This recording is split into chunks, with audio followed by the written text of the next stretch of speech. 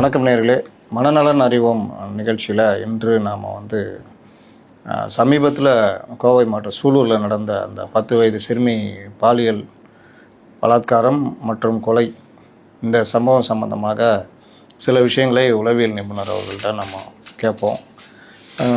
இதில் பெற்றோருடைய பங்கு, பள்ளிகள் பங்கு, சிறுமியை எப்படி தயார்படுத்தினாங்க, அது இந்த மாதிரி மனநிலை உள்ளவர்கள் காரணம் போதையா அல்லது மனப்பிறழ்வா, சமூகம் இதை எப்படி பார்க்குது, ஊடகங்கள் இந்த விவகாரத்தில் பண்ணுறது, இந்த மாதிரி ஒரு 5-6 அம்சங்களை நம்ம பேச இருக்கிறோம். வணக்கம் சார். வணக்கம் சார். சமீபத்தில் கோயம்புத்தூரில் நடந்த சூலூரில் நடந்த அந்த 10 வயது மாணவியுடைய படுகொலை, ஓகே, அதுக்கு முன்னாடி பாலியல் பலாத்காரம், இந்த விவகாரம் தமிழகம் முழுவதும் புதிய ஆட்சிக்கு ஒரு பெரிய நெருக்கடி ஏற்படுத்திடுது. கரெக்ட். ஆக்ஷன் ஹீரோன்னு நாங்கள் ஓட்டு போட்டோம், ஆனால் அந்த மாதிரி நடந்துச்சு அப்படின்ற மாதிரிலாம் அந்த பெண்ணுடைய அந்த குழந்தையுடைய தாயார்லேருந்து எல்லாரும் கதறதெல்லாம் பார்த்தோம். ஓகே. இந்த மாதிரி சம்பவம் காவல்துறை திட்டமிட்டு தடுக்க முடியுமானா அது போதை கலாச்சாரம் இந்த மாதிரி விஷயங்களை தான் பண்ண முடியும். கரெக்ட். அதை கட்டுப்படுத்தினா இதை கட்டுப்படுத்தியிருக்கலாம். ஆனாலும் இது ஒரு தனி மனிதனுடைய மனப்பிறழ்வா அல்லது போதையினால் விளைந்ததான் தெரியல. கரெக்ட். அப்போ இது போன்ற சந்தர்ப்பங்கள் நடப்பதற்கு அடிப்படை காரணம் என்ன? உண்மையிலே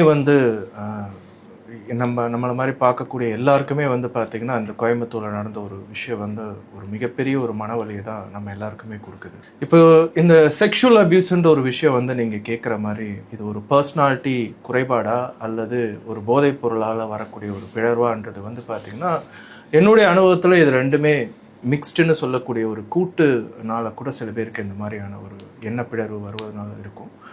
ஸோ இது ஒரு தனி மனித ஒழுக்கத்தினாலையும் சரி, அண்ட் கண்டிப்பாக எந்த ஒரு மனிதனுமே பார்த்திங்கன்னா இதை பீடோஃபீலியான்னு சொல்லுவோம். ஒரு அடல்ட் ஒரு சின்ன குழந்தைய வன்புணர்ச்சி செய்கிறாரு அப்படின்னா அதை பீடோஃபீலியான்னு சொல்லுவோம்.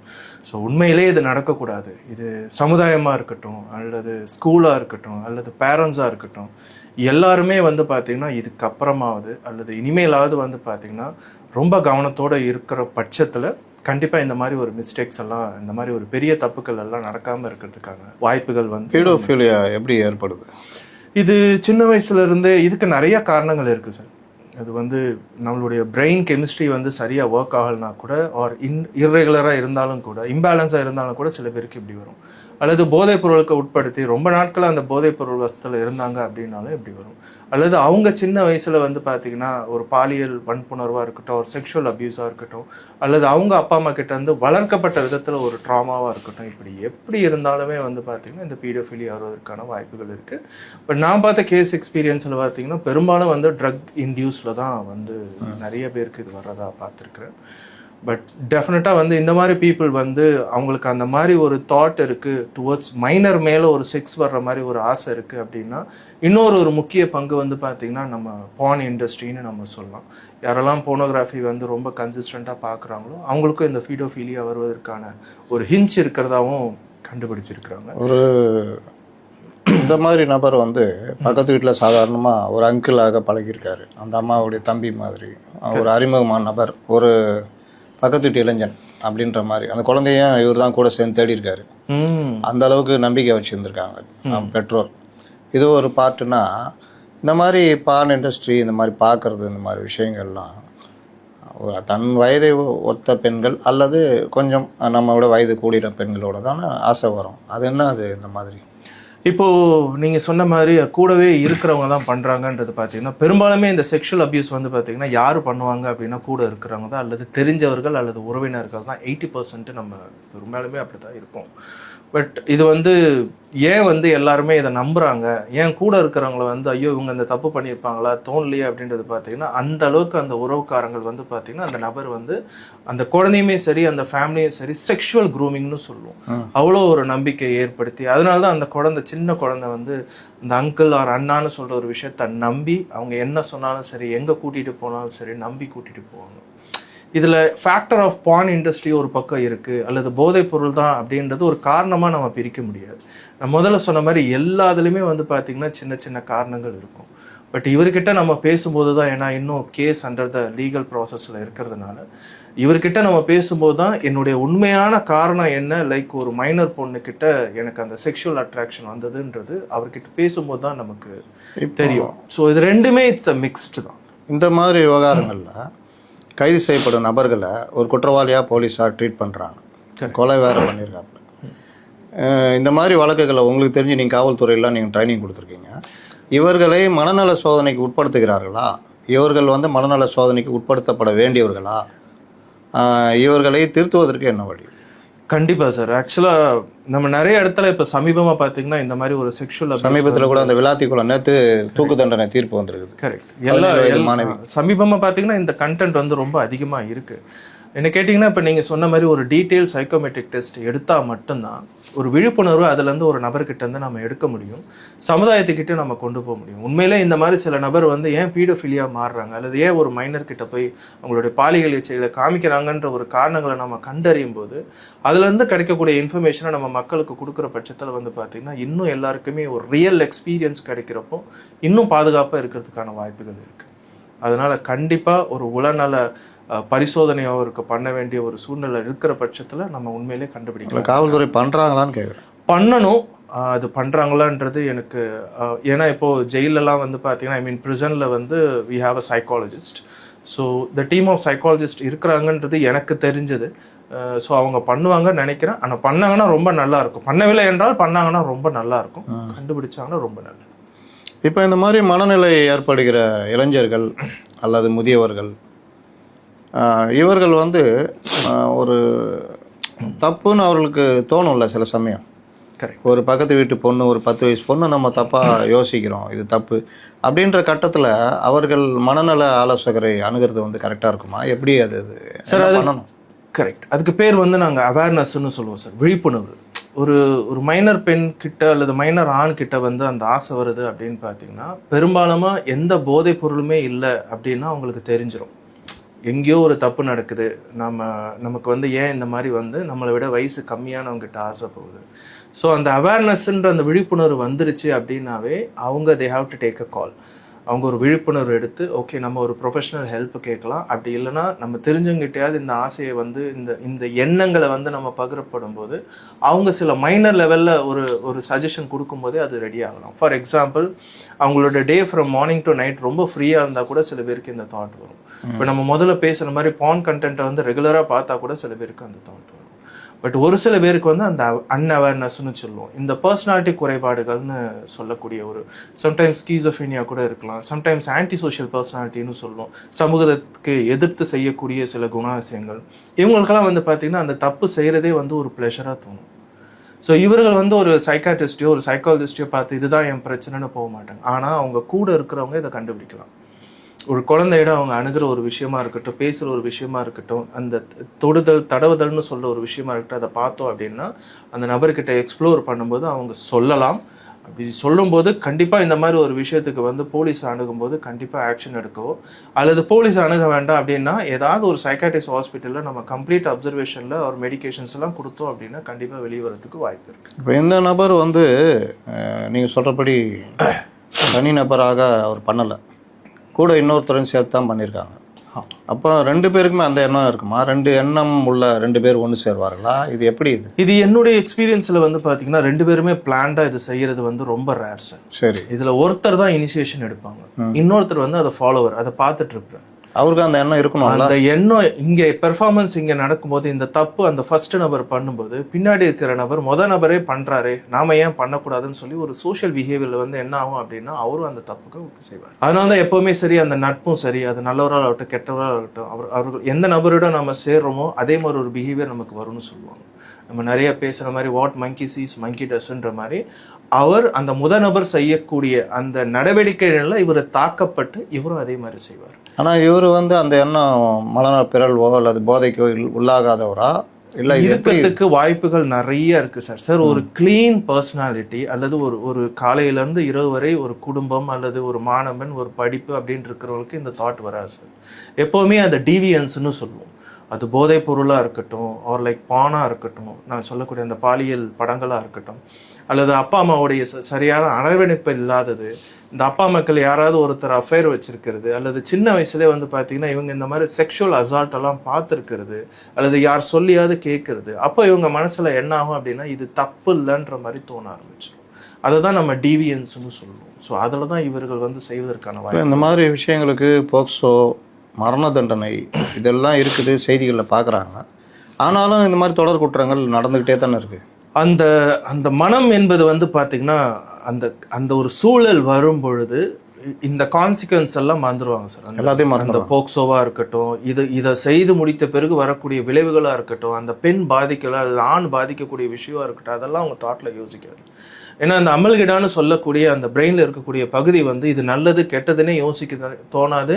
வென் தே ஆர் பின் ஒரு வேளை ட்ரக் இன்ஃப்ளூயன்ஸில் இருந்தாங்கன்னா, பர்சனாலிட்டி குறைபாடுகளில் இருந்தாங்கன்னா, ஸோ அதனால் அவங்களுக்கு அது நல்லது, அவங்க இச்சைகளை நம்ம சரி செய்தால் நல்லதுன்ற மாதிரி தான் அவங்க யோசிப்பாங்க. கோயம்புத்தூரில் ஒரு ஏர்போர்ட்டில் கூட பார்த்தீங்கன்னா ஒரு பெண்ணை ஒரு மூவர் வந்து செக்ஷுவல் அசால்ட் பண்ணி, இது எல்லாமே அந்த கேட்டகரிக்குள்ளே வரும். அதனால் வந்து அவங்களுக்கு அந்த குற்ற உணர்ச்சின்றது தோணுமா, ஒரு கில்ட் இருக்குமா, ஒரு ஷேம் இருக்குமா அப்படின்னு பார்த்தீங்கன்னா ஜீரோ, எதுவுமே இருக்காது. அதனால தான் இவங்களை வந்து ஏர்லியராகவே நம்ம ஐடென்டிஃபை பண்ணணும். இந்த போக்சோலாம் வந்து நீங்கள் சொன்ன மாதிரிலாம் வந்து பார்த்தீங்கன்னா ஸ்கூல் லெவல்லேருந்தே ஒரு டீச்சர்ஸாக இருக்கட்டும், அதுக்கான ஒரு சைக்காலஜிஸ்ட்டாக இருக்கட்டும், இதெல்லாம் வந்து விழிப்புணர்வு நம்ம கொண்டு வர்றப்போ அந்த பெண்களுக்கான இது வந்து பார்த்திங்கன்னா ரொம்ப சின்ன குழந்தை, அதை நம்பி தான் போயிருக்கு. ஸோ இவங்களுக்கு வந்து அவேர்னஸ்லாம் கொடுக்க முடியுமான்றது ரெண்டாவது கட்டம். ஆனால் parents should plays a major role. ஒரு குழந்தை ஒரு வீட்டை விட்டு இன்னொருத்தர் நம்பி போகிறாங்க அப்படின்னா எங்கே போகிறாங்க, எதுக்கு போகிறாங்க, எங்கே போகிறீங்க, எப்போ வருவீங்கன்ற ஒரு கேள்வியெல்லாம் அப்பா அம்மா கேட்கணும். பட் நான் டிவியில் பார்த்த வரையும் அந்த அப்பா ஆல்கோஹாலிசம்ன்ற மாதிரி சொல்கிறாங்க, எனக்கு தெரியல. அண்ட் அம்மாவுக்கும் அது தெரியல. அம்மா ஹஸ் பீன் ஒரு சின்ன ஒரு சின்ன போர்ஷன் ஆஃப் ஆல்கோஹால் எடுத்ததுனால அவங்களுக்கும் தெரியலன்ற மாதிரி தான் நான் கேள்விப்படுறேன். ஸோ இதில் பார்த்தீங்கன்னா பேரண்ட்ஸ் டு பி பிளேம்டுன்னு நான் சொல்லுவேன். ஸோ இந்த இடத்துல ரெண்டு பேருமே ரோல் மாடல்ன்ற ஒரு விஷயத்தை தவிர்த்துட்டாங்க. ஸோ இதெல்லாம் வந்து பெர்பரேட்டர்னு சொல்லக்கூடிய அந்த ஆன் மான்ஸ்டர்னு சொல்லக்கூடியவங்க இதெல்லாம் பார்த்துக்கிட்டே இருப்பாங்க. ஸோ இந்த குழந்தை is been not supported by the family. So நம்ம ஒரு போலியான அன்பு கொடுக்குறப்போ, நம்ம அந்த குழந்தைக்கு கேர் கொடுக்குறப்போ, அது நம்மளை நம்பி என்ன வேணாலும் எங்கே வேணாலும் வரும்ன்ற ஒரு நிர்பந்தத்தை கொண்டு வரலாம். அல்லது இவங்க பாலியல் ரீதியாக எப்படி தொட்டாலும் அந்த குழந்தை சொல்லாமலே இருக்கலாம். ஏன்னா அப்பா அம்மா தான் ஆல்ரெடி சப்போர்ட்டிவாக இல்லைல்ல, அங்கே சொல்லி என்ன பிரயோஜனம்னு சொல்லி இவங்க தெரியாமலே வந்து பார்த்திங்கன்னா அந்த குழந்தையும் பாதிக்கப்பட்டிருக்கலாம். ஏன்னா எந்த ஒரு சின்ன குழந்தையும் என்னை யாராவது இப்படி தப்பாக தொடுறாங்கன்றதெல்லாம் பார்த்தெல்லாம் சொல்லாது. ஏன்னா அவங்களுக்கு அது சொல்லலாம் தெரியாது, பட் அவங்களோட பிஹேவியரில் தெரியும். இப்போ இந்த நபர் வந்து எத்தனை மாதம், ரொம்ப மாதம் இல்லை வருடக்கணக்கில் கூட அந்த குடும்பத்தோடு பழகிருப்பார். கரெக்ட். திடீர்னு எப்படி இது தோணி அந்த பொண்ணை கூப்பிட்டு போய் பண்ணுறாரு? சார் நான் முதலே சொன்ன மாதிரி அந்த பர்சனாலிட்டி டிஸார்டர்ஸ் இருக்கிறவங்களுக்கு வந்து பார்த்தீங்கன்னா டே ஒன்லேருந்தே இருக்கும் சார். ஆனால் அதற்கான நேரம் பார்ப்பாங்க. நான் தான் சொன்னேன் இல்லைங்களா, க்ரூமிங்னு சொல்லுவோம் பாருங்கள். அது வீட்டுக்கு செய்யக்கூடிய சின்ன சின்ன உதவியாக இருக்கட்டும், இல்லை குழந்தைக்கு வாங்கி கொடுக்குற சின்ன சின்ன பரிசு சாக்லேட்டாக இருக்கட்டும், இந்த க்ரூமிங் ஃபேஸில் வருவாங்க சார். ஒரு குழந்தை எடுத்தோன்னு வா வெளியே போகலாம், அல்லது ஒரு செக்ஷுவல் பேட் டச் பண்ணும்போதெல்லாம் எந்த குழந்தையுமே வந்து பார்த்தீங்கன்னா ஒரு அன்யூஷுவலாக, நீங்கள் சின்ன குழந்தையே வந்து பார்த்தீங்கன்னா அப்பா அம்மா கிட்ட வந்து நம்ம தூக்கலாம்னா நம்மகிட்டே வராது. இந்த குழந்தை வருது அப்படின்னா அவ்வளோ நேரம் அவ்வளோ நாள் இன்வெஸ்ட் பண்ணியிருப்பார். அந்த இன்வெஸ்ட் பண்ணும்போது தான் வந்து பார்த்தீங்கன்னா அந்த குழந்தை இவங்க சொல் பேச்சார் கேட்டார் போல வெளியே. அதனால தான் பேரண்ட் வந்து ரொம்ப முக்கியமான ரோல். இதுக்காக நம்ம எல்லாரையும் நீங்கள் நம்பாதீங்கன்னு சொல்ல முடியாது, எல்லாரையும் நம்புங்கன்னு நம்ம சொல்ல முடியாது. ஆனால் கவனத்தோடு இருங்க. நீங்கள் கவனத்தோடு இருக்கிறதா ரொம்ப முக்கியம். என்னுடைய கேள்வி அதுதான். பெரும்பாலும் குழந்தைகள் வளர்பருவத்தில் அவங்களுடைய சிறு வயதுகளில் அதிகம் பாதிக்கப்படுவது பாலியல் சீண்டல், பாலியல் ரீதியாக சீண்டல் பண்ணுறது, பலாத்காரம் நடக்கிறது. இது எல்லாமே குடும்ப உறுப்பினர்கள், உறவினர்கள், நண்பர்கள், அதாவது தந்தையின் நண்பர்கள். இன்னும் மறைக்கப்பட்ட ஒரு உண்மை, பெத்த அப்பாக்கள் பண்ணுறதை கூட நான் பார்த்துருக்குறேன். அதெல்லாம் டார்க் ஏரியா, பட் யாரும் பயந்துட வேண்டாம். இது ஒரு 1% ஒரு 0.5%. அப்போ அந்த மாதிரி விஷயம் நடக்கும் பொழுது எங்கே இருந்து பேரண்ட்ஸு உஷாராக இருக்க முடியும்? ரொம்பவும் பயந்துட முடியாது, ரொம்பவும் லூஸாக விட முடியாது. என்ன பண்ணுறது சார்? இப்போ இது என் அனுபவத்தில் கேட்டிங்க அப்படின்னா, ஒரு கல்யாணம் பண்ணுறோம் அப்படின்னாவே வந்து மெரைட்டல் மெச்சூரிட்டின்னு சொல்லுவோம். நம்ம அடுத்த கட்ட வாழ்க்கைக்கு போகிறோம். இது ஒரு நல்ல கணவராகவோ நல்ல மனைவியாகவோ நமக்குன்னு ஒரு குழந்தை, அந்த குழந்தைய நல்லா வளர்க்கணுன்ற ஒரு கோட்பாடோடு நம்ம அந்த திருமணத்துக்குள்ளே வந்தோம் அப்படின்னு பார்த்திங்கன்னா, அந்த குழந்தைகள் பிறந்ததுலேருந்தோ அல்லது திருமண பந்தத்தில் வந்ததுலேருந்தே வந்து பார்த்திங்கன்னா எந்த விதமான சண்டைகளோ அல்லது சண்டைகள் இருந்தால் கூட ஒரு அதை எப்படி ரிசால்வ் பண்ணணுன்ற ஒரு விஷயத்தில் ஒரு ஹெல்த்தியான ஒரு என்விரான்மெண்ட்டை வீட்டில் கொண்டு வரணும் சார். ஸோ அந்த குழந்தை அந்த ஹெல்த்தியான என்விரான்மெண்ட்டில், அது அப்பா அம்மாவாக இருக்கட்டும் அல்லது தாத்தா பாட்டியாக இருக்கட்டும் அல்லது சித்தப்பா பெரியப்பாக்கள் இருக்கும், எப்படி வேணால் நம்ம இதை வச்சுக்கலாம். ஸோ அந்த இடத்துல ஒரு ஹெல்த்தி என்விரான்மெண்ட் இருந்துச்சு அப்படின்னா முதல் லெவல்லே அந்த குழந்தைங்க வந்து தேர்ட் பார்ட்டியை நம்பணும்னு கிடையாது. அப்படியே நம்பி பழகினா கூட என்ன நடந்தாலும் சரி, இந்த ஃபேமிலி மெம்பர்ஸ் யார்கிட்டனாலும் அந்த குழந்தை அழகாக சொல்ல ஆரம்பிச்சிடும். அல்லது அந்த பாடி லாங்குவேஜில் இத்தனை பேர் பார்க்குறாங்க அப்படின்னா பாடி லாங்குவேஜில் அந்த குழந்தைக்கு என்ன நடக்குதுன்றதாவது கணிக்கக்கூடிய ஒரு சூழ்நிலையில் இருப்பாங்க. ஸோ ஹெல்த்தி ஃபேமிலி நம்ம தனி குடும்பமாக மாறிட்டோம். ஆமாம் சார். அப்போ என்ன பண்ணுறது? தனி குடுத்தனமாக இருந்தாலும் சரி, நான் முதல்ல சொன்ன மாதிரி இந்த 2 பேருமே ஆரோக்கியமான ஒரு உறவை மெயின்டைன் பண்ணும்போது அந்த குழந்தைக்கான நேரத்தையும் நம்ம கொடுக்குறப்போ, அந்த குழந்தைக்கு ஏதாவது ஒரு பிரச்சனை வரும்போது அதை பேசும்போது, அந்த குழந்தை பேசும்போது அன்கண்டிஷனல், அதாவது எந்த விதமான இடையூறு இல்லாமல் நம்ம அவங்க பேசுகிறத கேட்குற பட்சத்தில் ஈஸியாக நம்ம இதை ஐடென்டிஃபை பண்ணலாம். இப்போது நம்ம நிறைய பேசியிருக்கிற மாதிரி அந்த குழந்தை ஒரு ஸ்கூலுக்கு போயிட்டு வர்ற பட்சத்துலையோ, ஒரு டியூஷனுக்கு போயிட்டு வர்ற பட்சத்துலையோ, இல்லை எங்கேயாவது ஒரு ஃப்ரெண்ட்ஸுன்னு ஒரு இடத்துல பெரிய போயிட்டு வர்ற பட்சத்துலையோ என்ன நடந்ததுன்ற போய் என்னென்னலாம் நடந்ததுன்ற ஒரு விஷயத்த நம்ம அழகாக கேட்டோம் அப்படின்னா அந்த குழந்தை எவ்வளோ நேரம் எடுத்துக்கிட்டு விரிவாவோ அல்லது சுருக்கமாக சொன்னாலும் அதை கேட்கக்கூடிய சூழ்நிலை நாம் இருக்கிற பட்சத்தில் நாட்கள் நகர நல்ல விஷயங்களாக இருக்கட்டும், மனம் கவலக்கூடிய விஷயமா இருக்கட்டும், இல்லை பயப்படக்கூடிய விஷயமா இருக்கட்டும், எதுவாக இருந்தாலும் அவங்க சொல்லுவாங்க. ஸோ முக்கியமே வந்து பார்த்திங்கன்னா அந்த வீட்டில் இருக்கக்கூடிய ஆரோக்கிய சூழ்நிலை, அந்த குழந்தைக்கு குடிக்கக்கூடிய அந்த quality of time or like அவங்க பேசும்போது கேட்கக்கூடிய அந்த மனநிலை, இது இருந்தாவே மேஜர்லி. இதை தவிர நம்ம எல்லா ஸ்கூல்ஸ்லையுமே வந்து பார்த்திங்கன்னா ஒரு அகாடமிக்கு எவ்வளோ தூரம் ஒரு இம்பார்ட்டன்ஸ் கொடுக்குறோமோ, மல்டிபிள் ரிவிஷன் டெஸ்ட் எல்லாம் நம்ம வைக்கிறோமோ, அதே மாதிரி இந்த மென்டல் ஹெல்த் அவேர்னஸும் வைக்கணும். ஏன்னா அப்போ தான் வந்து அந்த குட் டச் பேட் டச் எல்லாம் நம்ம சொல்லி கொடுக்குற பட்சத்தில் ஒரு பக்கத்தில் படிப்பு, ஒரு பக்கத்தில் இது என் உடம்பு என் பாதுகாப்புன்ற ஒரு விழிப்புணர்வும் அவங்களுக்கு. எத்தனை பர்சன்டேஜ் பள்ளிகளில் இந்த மாதிரி உளவியல் சார்ந்த ஆசிரியர் இருக்காங்க சார்? எனக்கு இப்போது தெரிஞ்சு பார்த்தீங்கன்னா சிபிஎஸ்சி ஸ்கூலெல்லாம் வந்து ஒரு பாலிசியே கொண்டு வந்துட்டாங்க. ஸோ இனி வரும் காலங்களில் எல்லா ஸ்கூல்லையுமே வந்து பார்த்தீங்கன்னா கவுன்சிலர்ஸ் இருக்கிற மாதிரி இந்த புதிய கல்விக் கொள்கையில் கொண்டு வந்திருக்காங்க. ஆமாம் சார், ஆமாம். ஸ்பெஷல் எஜுகேட்டரும் சரி, சைக்காலஜிஸ்ட்டும் சரி, எல்லாமே கொண்டு வந்திருக்காங்க. டெஃபினட்டாக இந்த மாதிரி ஒரு அவேர்னஸ் வரும்பொழுது நான் கேட்குறது கொண்டு வந்திருக்காங்க. நீங்கள் பார்த்தது எத்தனை பள்ளிகளில், எத்தனை சதவீதம் பள்ளிகளில்? அந்த டேட்டா என்கிட்ட இல்லை. பட் நீங்கள் கேட்ட வரையும் நான் இருந்த ஸ்கூல்லலாம் நான் வந்து நீங்கள் உணர்றது இவ்வளோ ஸ்கூலில் இருக்குது, இவ்வளோ இருக்கலாம், ஒரு 50% சொல்லலாம் சார். அது ஏன் வந்து ஸ்கூலில் பிரைவேட் ஸ்கூலில் தான் நான் சொல்கிறேன். அரசு பள்ளிகளில் அது இன்னும் ப்ராசஸில் இருக்குது. பட் இன்னும் இம்ப்ளிமெண்ட் பண்ணுறாங்களான்னு நம்ம இதன் மூலிமா ஒரு கோரிக்கையை பள்ளி கல்வித்துறை அமைச்சருக்கு வைக்கலாம்னு நினைக்கிறேன். கண்டிப்பாக. ஏன் நிறைய இடத்துல இதை பண்ண மாட்டேன்றாங்கன்னா, நான் லிட்ரலாக சில பேர் சொல்ல விரும்பாத சில ஒரு அட்மின்லாம் என்ன சொல்கிறாங்கன்னா, கவுன்சிலர்ஸ் வந்து ரெவென்யூ ஜென்ரேட் பண்ண மாட்டாங்க. புரியுதுங்களா? ஒரு கவுன்சிலர்ஸை நீங்கள் ஒரு எம்ப்ளாய்மெண்ட்டாக உள்ளே கொண்டு வரும்போது அவங்களால அந்த ஸ்கூலுக்கு வருமானம் கிடையாது. ஆனால் குழந்தை நல பாதுகாப்பு தான் உண்டு. நீங்கள் அதே ஒரு சயின்ஸ் டீச்சர், மேக்ஸ் டீச்சர், ஒரு தமிழ் டீச்சர்னா அவங்களால வருமானம் உண்டு. ரைட்? ஒரு சப்ஜெக்டை கொண்டு வரும். வருமானம் தாண்டி ஒரு குழந்தை நல்லா இருந்தால் தான் நல்லா படிக்கும், நல்லா மார்க் எடுக்கும், அந்த பள்ளிக்கு பேர். அந்த இதில் நல்ல சூழலை உருவாக்குறது தான் வேலை. இது எனக்கும் உங்களுக்கும் தெரியும். சில இடத்துல அதை யோசிக்கல இல்லையா? பட் இதெல்லாம் வந்து பரிசீலனை பண்ணதுனால தான் வந்து பார்த்தீங்கன்னா இட்ஸ் மேண்டேட்ரி, லைக் எல்லா ஸ்கூல்லையுமே வந்து சைக்காலஜிஸ்ட் கொண்டு வரணும்னு சொல்லியிருக்காங்க. ஏன்னா இதை பேசும்போது எனக்கு இருந்த அனுபவம் என்னன்னா, நான் ஒரு முறை இந்த குட் டச் பேட் டச்ன்ற ஒரு அவேர்னஸ் ப்ரோக்ராம் பண்ணுறப்போ 6 to 8 ஸ்டாண்டர்ட் ஸ்டூடெண்ட்ஸை டார்கெட் பண்ணி நாங்கள் பேசுவோம். அப்போ அந்த ப்ரோக்ராம் ரன் ஆகிட்டே இருக்கக்கூடிய அவேர்னஸ் கிரியேட் பண்ண இருக்கக்கூடிய டைமில் வந்து பார்த்தீங்கன்னா பல பெண்களுக்கு வந்து பார்த்தீங்கன்னா இந்த செக்ஷுவல் அபியூஸ் இன்சிடென்ட் இருக்குது. அதில் எனக்கு ஞாபகம் வர்றது என்ன அப்படின்னா, அந்த டியூஷன் சென்டர்ஸ் போகிற இடத்துல வர்ற இடத்துல. ஸோ இதெல்லாம் வந்து ஒரு பேரண்ட்ஸ் வந்து ரொம்ப கான்ஷியஸாக பார்க்குற பட்சத்தில் வந்து பார்த்திங்கன்னா இதை நம்ம கண்டுபிடிக்கல. ஏன்னா இதை வந்து நம்ம சரியாக அட்ரஸ் பண்ணல, இந்த ட்ராமாவை நம்ம சரியாக அட்ரஸ் பண்ணலன்னா எதிர்காலத்தில் அவங்களுக்கு மனம் சார்ந்த எந்த பிரச்சனைகள் வேணாலும் வருவதற்கு வாய்ப்பு இருக்குது. முக்கியமாக உறவு சார்ந்த பிரச்சனைகளை வந்து பார்த்திங்கன்னா அவங்களுக்கு ஈடுபாடு இருக்காது. அது ஒரு யார்கிட்ட பேசணும் பழகுனா கூட அவங்களுக்கு ஒரு லோ செல்ஃப் எஸ்டீமோ அல்லது ஒரு இன்ஃபீரியாரிட்டி காம்ப்ளெக்ஸோ, முக்கியமாக மன அழுத்தம், மனப்பதட்டம் வருவதற்கு வாய்ப்பு இருக்குது. இப்போவும் நான் பார்த்த ஒரு பெண்ணிடம் வந்து பார்த்தீங்கன்னா அந்த சைல்ட்ஹுட் செக்ஷுவல் அபியூஸை சரியாக ஹேண்டில் பண்ணாதனால அவங்க அதை மனசுக்குள்ளேயே வச்சுக்கிட்டு இருக்கிறதுனாலையும், ஏன்னா அப்பா அம்மா கிட்ட சொல்லும்போது தயவுசெய்து இதை வெளியே சொல்லிடாத மானம் போயிடும்னு சொல்கிறதுனாலையும் அந்த பொண்ணுக்கு இப்போது ஸ்கீசோஃபீனியான்னு சொல்லக்கூடிய மனச்சிதைவின் ஆரம்ப அறிகுறி வந்துருச்சு. அந்த பொண்ணுக்கு வந்துருச்சு. வந்துரும்ன்றதும் ஒரு நியதி தான். இந்த பொண்ணுக்கு வந்துருச்சு ஆட்டோமேட்டிக்காக. நான் ஒரு கல்கி அவதாரம்னு சொல்லக்கூடிய ஒரு விஷயங்களும் இருக்கிறாங்க. நான் தான் கடவுளுடைய. ஆமா. ஏன்னா அவங்க உள்ள வச்சு என்ன ஆகும் அப்படின்னா, அது ப்ராப்பரா நம்ம அது சரியா பிகினிங்லேயே வந்து நம்ம சரியா அட்ரஸ் பண்ணாதனால அது ஆழ் மனசுல போய் அவங்க இந்த உலகத்துக்கே வந்து பாதுகாப்பு இல்லாமல் வரும்போது தானா பேச ஆரம்பிச்சிருவாங்க. தான் பாதுகாப்பு கொடுக்க வந்த மாதிரி அப்படி நினைச்சிரும். அதுதான் நம்ம மனச்சிதைவுன்னு சொல்லுவோம். ஸோ இது எப்படி வேணாலும் லாங் டேர்ம்ல வந்து மிகப்பெரிய பாதிப்பு. ஆரம்ப நிலையில் கண்டறிஞ்சா சரி பண்ணலாம். கண்டிப்பா சரி பண்ணலாம். ஏன்னா இதை சரி தவறுலாம் சொல்லக்கூடிய சூழ்நிலை யாருமே கிடையாது. பட் இதை எப்படி கடந்து போகலாம், அல்லது அந்த பெர்பரேட்டர் வந்து இதுக்கப்புறம் எந்த விதமான குழந்தையும் வந்து அபியூஸ் பண்ணாமல் இருக்கிறதுக்கு போலீஸ் சப்போர்ட் எப்படி நம்ம இது பண்ணலாம் அப்படின்ற ஒரு விஷயம்லாம் இருக்கு.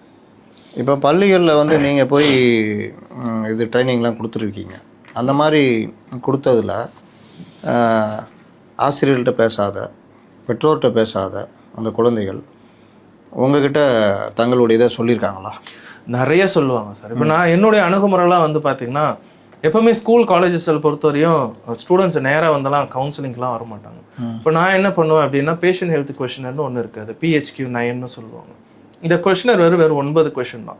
இதை நம்ம கொடுத்தோம் அப்படின்னாவே ஒரு மாணவ மாணவியருக்கு எந்த ரீதியான மன அழுத்தமோ, மனப்பதட்டமோ, தற்கொலை உணர்வோ அல்லது தூக்க பிரச்சனை இருக்கான்றது ரொம்ப ஈஸியாக நம்ம கண்டுபிடிச்சிடலாம். என்னென்ன மாதிரி கேள்விகள்? அது வெறும் உங்களுக்கு தூக்க பிரச்சனை இருக்கா, அல்லது தற்கொலை உணர்வுகள் இருக்கா, ஏதாவது சோகமாக இருக்கக்கூடிய ஒரு விஷயங்கள் இருக்கா, எல்லாரிடமே சகஜமாக பேசக்கூடிய ஒரு விஷயங்கள் இருக்கா, உங்களால் சமீபமாக உங்களுடைய பேச்சுக்கள் ரொம்ப அதிகமாகவோ இல்லை கம்மியாகவோ இருக்கிற மாதிரி இருக்கா, இந்த மாதிரி ஒரு அடிப்படை கேள்விகளே வச்சு வந்து பார்த்தீங்கன்னா அதனுடைய ஸ்கோருன்னு ஒன்று இருக்குது.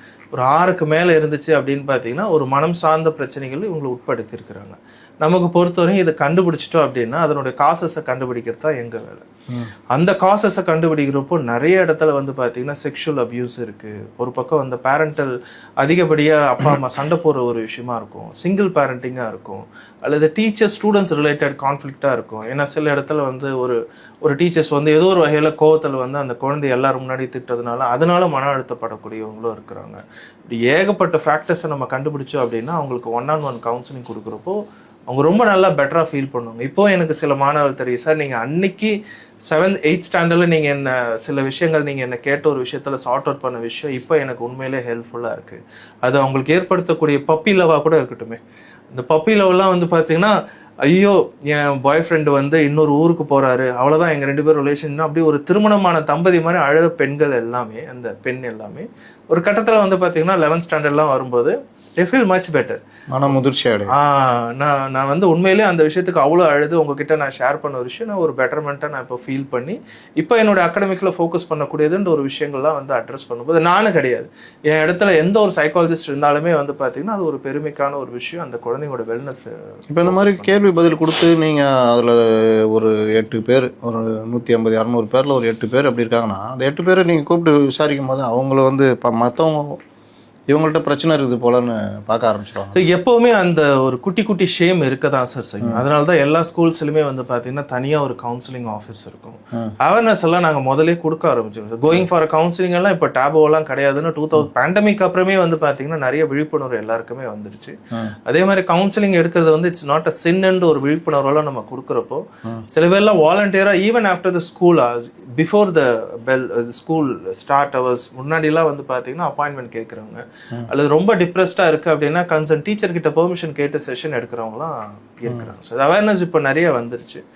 அது நீங்கள் செஷன் போயிட்டு உள்ளே வந்து சில பேர் வந்து நீ கவுன்சிலிங் போயிட்டு வந்தோன்னா என்ன பேசியிருக்கிறீங்கன்னு கேட்கக்கூடிய க்யூரியாசிட்டின்னு சொல்லக்கூடிய அந்த ஆர்வம் நிறைந்த மற்ற மாணவர்கள் இருக்க தான் செய்வாங்க.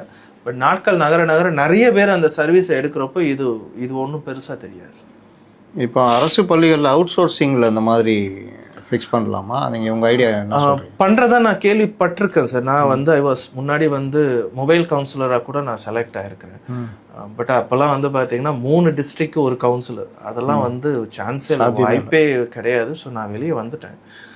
பட் அந்த மாதிரி அவுட் சோர்சிங் கொடுக்குறாங்களான்றது எனக்கு தெரியல. பட் ப்ராபப்ளி கவுன்சிலர்ஸ் ஒவ்வொரு ஸ்கூல்ஸ்லேயும் வந்துட்டாங்க அப்படின்னு பார்த்தீங்கன்னா நல்லாயிருக்கும். ஐ மீன் தமிழ்நாடு அசோசியேஷன் ஆஃப் சைக்காலஜிஸ்ட் கூட பார்த்தீங்கன்னா இதுக்கு ரொம்ப அழகாக போராடி எப்படியெல்லாம் இம்ப்ளிமெண்ட் கொண்டு வரணும், மென்டல் ஹெல்த் வந்து ஒரு ஸ்கூல் பசங்களுக்கு வந்து ரொம்ப முக்கியன்ற ஒரு விழிப்புணர்வெல்லாம் கொடுத்துட்ருக்குறாங்க. ப்ராபப்ளி இன்னும் ஒரு கொஞ்சம் மாதத்துலேயோ வருஷத்துலேயோ இம்ப்ளிமெண்ட் ஆகலான்றது என்னுடைய நம்பிக்கையும் கூட. இப்போ வீட்டில் ஒரு பெற்றோர் சாதாரணமாக பழகிட்டு இருக்காங்க, குழந்தை இருக்குது, ஒரு 10 வயசோ 8 வயசோ 9 வயசோ, அதாவது அந்த வயதுக்கு வரும் அந்த வருடங்கள் கூட இப்போலாம் குறைய ஆரம்பிச்சிருக்குன்றாங்க. அதுக்கு என்ன காரணம்னு சொல்லுங்கள் சார். அதுக்கு நான் சரியான ஒரு சைக்காலஜிஸ்ட் சொல்லக்கூடிய ஆன்சராக என்னன்னு எனக்கு தெரியல. பிகாஸ் அதில் நிறைய food plays a major role. சாப்பாடு நம்ம எடுக்கக்கூடிய ஃபுட்டாக இருக்கட்டும், இந்த என்விரான்மெண்டல் எடுக்கக்கூடிய ஃபாஸ்ட் ஃபுட் ரிலேட்டட் ஸ்டஃப்பாக இருக்கட்டும், இதனால தான் வருதுன்னு சொல்கிறாங்க. கண்டிப்பாக உளவியல் ரீதியாலாம் எந்த காரணமும் இருந்த மாதிரிலாம். சரி, இப்போ அந்த 8 வயசு 9 வயசு 10 வயசு 12 வயதுக்கு உட்பட்டன்னு வச்சிங்களா, 12 வயசுக்கு மேலே கொஞ்சம் ஓரளவுக்கு அவங்களுக்கு கரெக்ட். அப்போ இந்த குழந்தைகள் சாதாரணமாக இருக்கிற பெற்றோர்கள், இந்த மாதிரி குழந்தைகளை வச்சுருக்க பெற்றோர்கள், இல்லை 6-7 வயசு வச்சுருக்கவங்க கூட எப்படி கண்டுபிடிக்கிறது அந்த குழந்தை ஏதாவது பாதிக்கப்பட்டிருக்கு, நான் நல்லாதாம்மா இருந்தால் போனால் வந்தால் கூட பழகியிருந்தேன், அந்த மாதிரி இந்த படுபாய் பண்ணிட்டு போயிட்டான் அப்படின்னு. ஆனால் ஏதோ ஒரு சந்தர்ப்பத்தில் ஏதோ ஒரு இதில் அந்த குழந்தைக்கு அது புரிஞ்சிருக்கும். பெற்றோர் அதை எப்படி புரிஞ்சுக்கிறது? சூப்பர் சார், ரொம்ப அருமையான ஒரு விஷயம் சார் கேள்வி இதுவும் கூட. ஏன்னா எப்போவுமே நான் முதல்ல சொன்ன மாதிரி ஒரு குழந்தை அம்மா என்ன ஒருத்தர் தப்பாக தொட்டுட்டாரு அப்படின்லாம் டேரக்டாக ஒரு அடல்ட் சொல்கிற மாதிரிலாம் சொல்ல மாட்டாங்க. நம்மளை ஒருத்தர் அடிச்சிட்டாங்க திட்டாங்கன்ற மாதிரி. ஆனால் அந்த குழந்தைகளுக்கு வந்து பார்த்தீங்கன்னா மனம் ரீதியாக உடல் ரீதியான மாற்றங்கள் நம்ம கண்டுபிடிக்கலாம். உதாரணத்துக்கு வந்து பார்த்தீங்கன்னா பயப்படுவாங்க, நிறையா ஸ்கூலுக்கு ரெகுலராக போக மாட்டாங்க, அப்படியே போனாலும் சரியாக கிளாஸை கவனிக்க முடியாது. ஏன்னா அவங்களுக்கு அந்த ட்ராமா லூப் ஹோலில் சுற்றிக்கிட்டே இருக்கும். அண்ட் எக்ஸாம்ஸ்லாம் வந்துச்சு அப்படின்னு பார்த்தீங்கன்னா ஒன்றும் போக மாட்டாங்க, அல்லது எழுதின எக்ஸாம் ரொம்ப ஃபெயில் ஆகிடுவாங்க. நிறைய விஷயங்கள் தனிமையாகவே இருந்து யோசிக்க ஆரம்பிப்பாங்க. இன்னும் நம்ம உற்று நோக்கணும் அப்படின்னு பார்த்தீங்கன்னா தானாக பேசவும் ஆரம்பிக்கலாம், இல்லை அழவும் ஆரம்பிக்கலாம். எல்லாருக்கிட்டையுமே இருந்து ஐசோலேஷன் சொல்லக்கூடிய பயப்பட்டு தனிமைப்படுத்தப்படுவாங்க. இந்த சிம்பிள் ஏதாவது இந்த அறிகுறிகள் ஏதாவது ஒரு பட்சத்தில் நம்ம இங்கேருந்து பார்க்குறப்போ அந்த குழந்தைய நம்ம எக்ஸ்ப்ளோர் பண்ணணும், கேட்கணும் எதனால் இப்படி ஆச்சு. அப்போ அந்த குழந்தைக்கு வந்து அது எது சொல்கிறதுனா கூட நம்ம இடையூறு இல்லாமல் கேட்டோம் அப்படின்னா, ஒருவேளை அந்த குழந்தை 20 நிமிஷம் பேசுது அப்படின்னா 18வது நிமிஷத்தில் அந்த தகவல் நமக்கு கிடைக்கும். அப்போ ஃபர்ஸ்ட் லெவலில் ஒரு அப்பா அம்மாவை நம்ம எப்படி அதை அட்ரஸ் பண்ணலாம், அப்படி இல்லைன்னா இந்த சம்பவங்கள் ஸ்கூல்லையோ டியூஷன் எங்கே நடந்துன்ற ஒரு விஷயத்த நம்ம அட்ரஸ் பண்ணலாமா, அல்லது காவல்துறையோட ஹெல்ப்பை நாடலாமா, இல்லை ரொம்ப அது ட்ராமாவாக இருந்துச்சு அப்படின்னா ஒரு சைக்காலஜிஸ்டோட ஒப்பீனியன் எடுக்கலாமா, சைக்காட்ரிஸ்டோட ஒப்பீனியன் எடுக்கலாமா, நம்ம டிசைட் பண்ணலாம். ஸோ அறிகுறிகளை கண்டறிவது மிக முக்கிய காரணம். ரொம்ப அழகாக இதை பேசும்போது ஒரு மிகப்பெரிய காலேஜில் வந்து அந்த பையனுக்கு வந்து மனச்சிதை வர்றப்போ ஒரு மொட்டை போட்டுட்டு திடீர்னு வந்துரு ஒரு கிளாஸ் ரூம். அப்போ அந்த பேரண்ட்ஸ் கிட்ட வந்து நான் சொல்ல, காலேஜில் ஒரு ரிப்போர்ட் எடுத்து பாருங்க, ஒரு ஹெச்ஓடி கிட்ட கேட்டு பாருங்க அப்படின்றப்போ ஒரு ஹெச்ஓடி ரொம்ப அழகாக துல்லியமாக சொல்லியிருக்கிறாரு. ஏதோ ஒரு பையன் சடனாக மொட்டை போட்டு வந்தானே அவரா அப்படின்னு இருக்காங்க. ஆமாங்க, அவன் கொஞ்ச நாள் சரியாக கிளாஸை கவனிக்கிறது இல்லை, ரெகுலராக வர்றதில்லை, சம்மந்தம் இல்லாத கேள்வி கேட்குறாரு. 150 மாணவர்கள் இருந்தாலும் அந்த ஹெச்ஓடி எவ்வளோ நுணுக்கமாக அந்த ஒரு மாணவரை ஞாபகம். இந்த மாதிரி ஒரு டீச்சர்ஸ் ஆர் இந்த மாதிரி ஒரு ப்ரொஃபஸர்ஸ் இருக்கிற பட்சத்தில் கண்டிப்பாக பாதிப்பை ஏற்படுத்தக்கூடாதுன்னு நம்ம எல்லாருமே வேண்டிப்போம். அப்படி ஏற்படுத்தினாலும் கூட அதை பார்த்து கண்டறிந்து அடுத்தது ஹெல்ப் எப்படி பண்ணலான்ற ஒரு விஷயத்தில் நம்ம எல்லாருமே. இப்போ ஒரு 10 வயசு 11 வயசு நெருங்குற குழந்தைகள் இது மாதிரி ஈடுபடுபவர்கள் மத்தியில் சில குழந்தைகள் பயப்படும், பல குழந்தைகள் பயப்படும், சில ரொம்ப மைனராக பர்சன்டேஜ் அவர்களுக்கும் ஒரு கிளர்ச்சி இந்த மாதிரி விஷயங்களில் ஈடுபாடு வந்து பண்ணுற அப்படி நடக்குதுன்னா தொடர்ச்சியாக இதை அனுமதிக்கிறது, வீட்டில் சொல்லாமல் இருக்குது, அந்த மாதிரி நடக்கிறது வாய்ப்பு இருக்குது சார். பயத்தில் சில பேர் வந்து இதை வெளியே சொல்லாமல் அந்த செக்ஷுவல் அபியூஸ் கண்டினியூ ஆன கேசஸ் எல்லாம் உண்டு சார். அதிகம் உண்டுன்னு நான் சொல்ல மாட்டேன். அந்த பெண் வந்து பார்த்தீங்கன்னா இப்போவும் சின்ன வயசுலேருந்தே ஒரு மிகப்பெரிய அது வாய் சொல்ல கூசக்கூடிய ஒரு உறவில் இருக்கக்கூடிய ஒரு ஆண் வந்து சின்ன வயசுலேருந்தே செக்ஷுவல் அபியூஸ் ஏற்படுத்தி இப்போ வரையும் அதே நபர் தான் அந்த பெண்ணுக்கு திருமணமும் செஞ்சு வச்சிருக்கிறாரு. திருமணம் ஆன பிறகும் அதே பெண்ணிடம் இன்றமும் உறவு வைத்து கொண்டு மிரட்டி கொண்டு இருக்கிறாரு. இதெல்லாம் வந்து கண்ணுக்கு தெரியாமல் ஏதோ ஒரு இடத்துல நடக்குது. ஸோ இது கூட இருக்கிற அப்பா அம்மா சப்போர்ட்டிவாக இல்லை அப்படின்னா எல்லாருமே ஹெல்ப்லெஸ்ஸாக இருப்போம். ஏன்னா இதை நீங்கள் போலீஸில் போய் நம்ம இதை கம்ப்ளைண்ட் கொடுக்கணும் அப்படின்னா தப்பு ஓ மேலே தானே. அந்த பொண்ணு ரொம்ப சார் நான் போய் நின்று அப்படின்னா என்ன தானே சார் எல்லாரும் தப்புன்னு சொல்லுவாங்க. ஏன்னா நான் திருமணத்துக்கு முன்னாடியோ அல்லது சின்ன வயசுலேயே நான் சொல்லியிருக்கணும், நான் இப்போ வரையும் நான் கண்டினியூ பண்ணேன்னா என் மேலேயும் தப்பு தானே. At the end of the day இப்போ எனக்கு திருமண உறவிலே என்னால் ஈடுபட முடியல, அண்ட் இவரும் வந்து பார்த்தீங்கன்னா என்ன அவ்வளோ தூரம் செக்ஷுவலாக ஹராஸ் பண்ணுறாருன்ற ஒரு விஷயங்கள் சொல்லக்கூடிய இதெல்லாம் இருக்குது.